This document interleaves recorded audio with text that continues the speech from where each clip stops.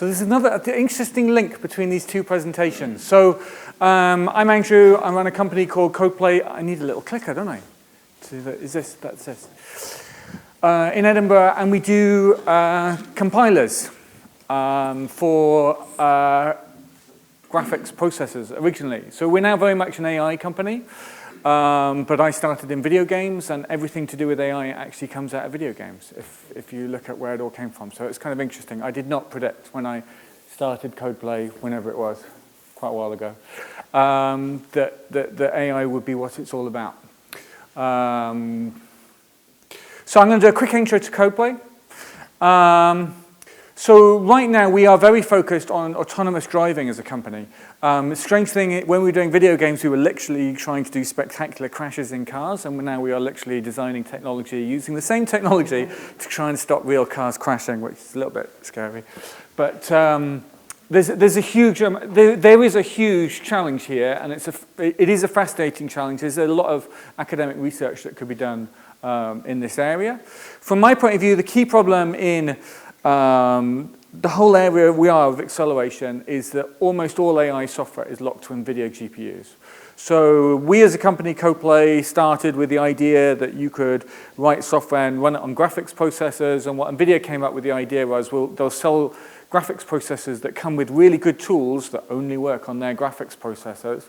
And for years, people laughed at them and said, why are you investing all of this crazy amount of money in this new area, which is never going to work? Why are you going to drive a car with a graphics processor that was designed for crashing cars when actually that's exactly how it all works? So you have a real problem in the industry in terms of being able to get people off these NVIDIA GPUs onto systems that are really designed to drive cars.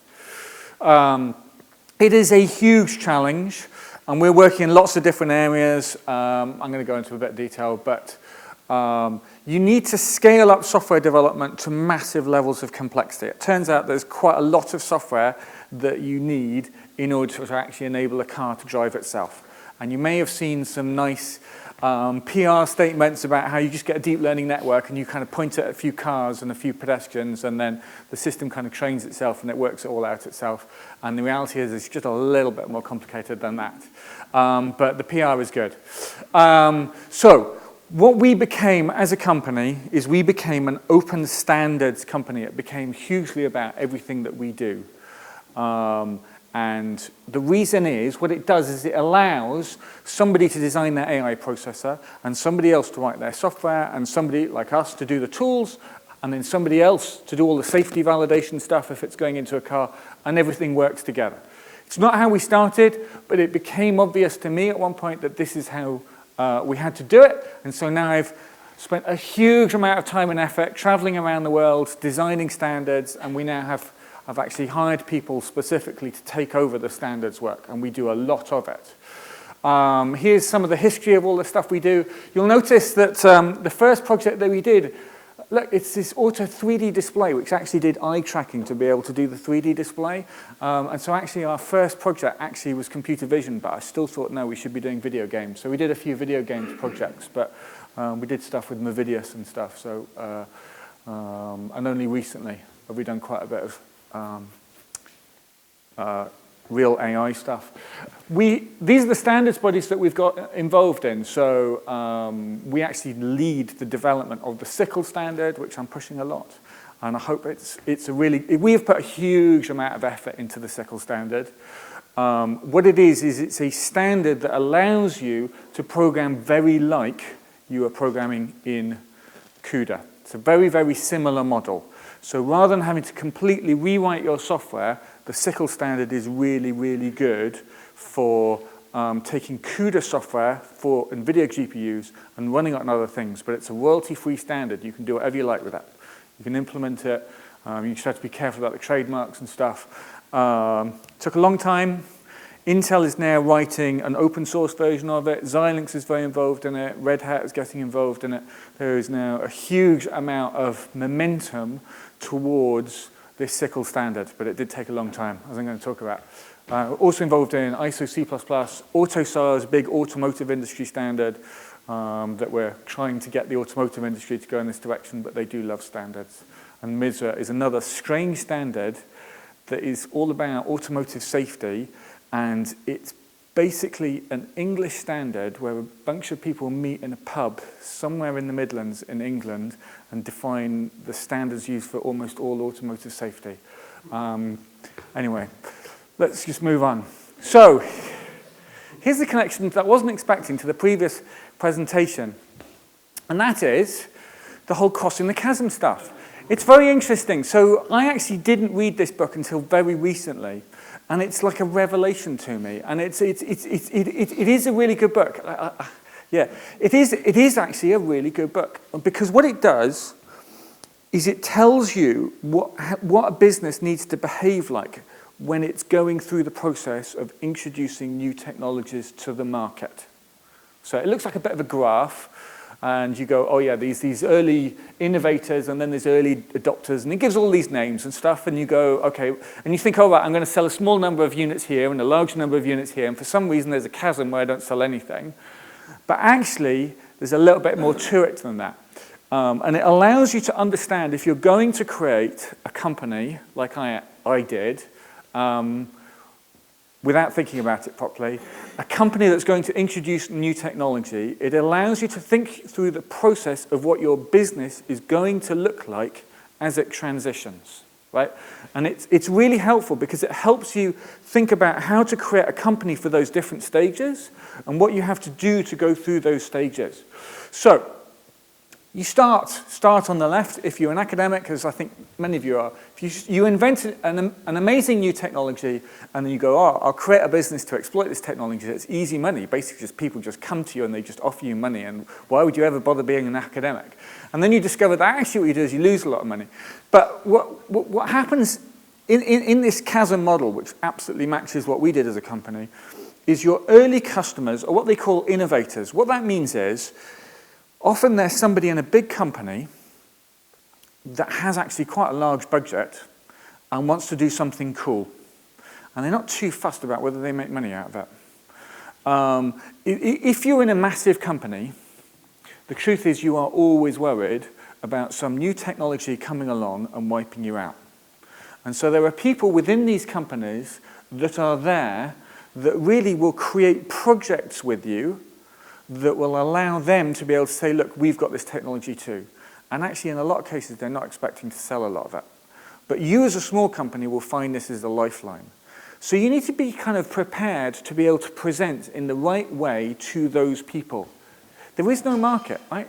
You've invented something crazy new. There is no real market for it. No one is going to believe that your product is going to sell that well. Because you can't say, oh, it's just like this other product and that sells really well, if you've invented something new. And if your new thing is using graphics processors to drive cars, right, it's pretty crazy. So there is no market for it. But there are these people inside big companies who have a lot, who have, what for you is going to be a relatively large amount of money, and they can create a project, and their aim is to make sure that that company is positioned if the market suddenly changes. So when they go to their customers, they're selling the same old stuff, right? And their customers buying the same old stuff, but they're saying, oh yeah, we got the latest new cool fashionable thing. And that is kind of how it works. And so you build a company like that. The problem is, if you go to investors, they say your business isn't scalable, because you can't sell to lots of different innovators. The problem, right, so you have this problem that you kind of get locked in. It's a whole load of things that go wrong with this chasm process, is that you're getting one-off projects to deliver something, and you can make money out of it, but it's not a scalable business, so your investors hate you. But that's how it works. So then you want to get to the early adopters, the people who are going to be a scalable business, who are going to buy lots of copies of your software or lots of units out of you. But they're only going to buy from you if your thing fits in with everything else. They're only going to buy your zip disk if other people have got zip disk to plug into it. There's no point having a zip disk if no one else can plug the zip disk into their computer to see what's on it, right? It's the same. There's no point saying, oh, I've got a fantastic AI compiler that allows you to drive a car if there's no chip or there's no software that uses it. You've got to build all the stuff around it. And what it also tells you, which is really interesting in the chasm model, is that for a lot of companies, they can only buy from you if they can go through a competitive tendering process, which means they can't buy from you unless you have a competitor. So going to someone saying, I'm the only person who can sell this to you, is really bad, because they can't buy from you. They literally have no way of unlocking the budget. What you want to do is say, we've got this. It's exactly like this thing, but our thing's better. So you have to have competitors. So you can build a business at the beginning, and it's actually quite a nice business for somebody who's interested in doing new technology. You do lots of new projects, but you don't get the thing on the right where you get this big scalable business and you can sell it and the investors get excited about you without going through this chasm phase, which is a very difficult thing. So applying this to AI acceleration, we've done quite a lot to be able to get through this problem. There isn't a massive market for AI technologies yet. You may not believe that. You may think everyone's talking about AI. Yeah, they're talking about AI. People are not actually buying AI technology. That is the truth. Today, people are not really buying AI technology. Sorry, am I being too slow? There isn't a standard. There are lots of one-off AI systems, and there are no real competitors to NVIDIA that you can easily integrate. So there's no chips. Right? So if you're a compiler company, and if you're doing this compiler stuff, there isn't really something that's better than an NVIDIA GPU, even though everyone says they've got one. And there are lots of companies who've raised billions of dollars saying that they've got one, and none of them actually work. Anyway, so what we did, so we built a business creating one-off tools for different companies, right, which is the original bit of the chasm. And then we worked for many years to define a standard. We implemented it, so we have a really solid product on these systems. But even then, we're not really making money out of it. We also implemented OpenCL processors to kind of enable it on things, so that's another kind of innovator model. We then defined a whole load of standards for safety, and we helped other companies build open source competitors to our tools. We actually helped people become our competitors. Obviously, they're worse than us, but we actually helped people by creating the standard, by creating an open ecosystem. We helped it. So I can go into customers and say, you can buy our competitor's one, or you can use the open source one. It's all right, it's a bit rubbish, but ours is best. And that makes it easier for me to sell. Honestly, it's a much better sales process. We had to then create, not just the compiler, we needed all the libraries, because people say, how fast does your system perform? And the answer is, well, it's actually got nothing to do with the compiler, it's to do with the algorithm. So that's been a nightmare for us. And we built a whole AI system, and then we worked to prove that the system is faster, and we even provided a free version to help build out the ecosystem. What I'm saying is don't try and copy what we've done, because it's a huge amount of effort. It's better to be our competitor and be not as good. But we have done all of this work, so it is now possible to go away and build AI acceleration tools, and they all fit together. We've done the work, so you don't have to. But yeah, if you want to do something different, this is what we've had to do in order to build up a business in this area. It has been tough. It's not been that tough, really, but it has been quite tough. But this gives you an idea of where we are. So we can run, so typical, if you don't use CUDA, typical systems give you kind of 10, 20 AI operators, maybe 40. We give hundreds, just like NVIDIA does. And XLA doesn't really do it, but we have to put it there.